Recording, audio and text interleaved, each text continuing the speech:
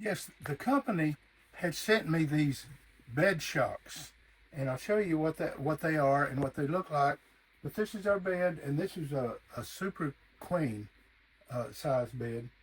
And the problem was, and this was a brand new trailer, and when we tried to lift, we'd lift it up, and it was hard to lift, but then we'd let go, and it just fall. So the shocks that come with it just was not good enough. So the company sent me these shocks, and I'm going to show you how easy this thing is. Look at this, one finger almost. Now these are the shocks. See how it's holding? And I've got a mattress plus a topper and plus my covers, and so it's got a lot of weight on it.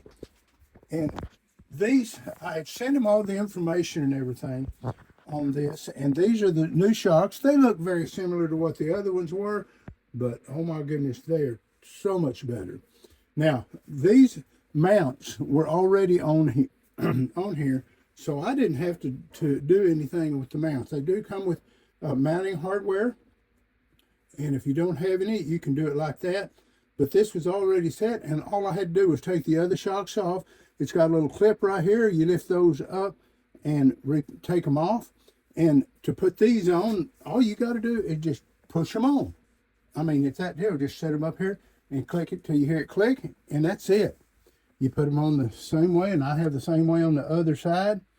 And this is so nice to be able to get into our bed. We store a lot of stuff in underneath right here, and so we're constantly being able to get into it.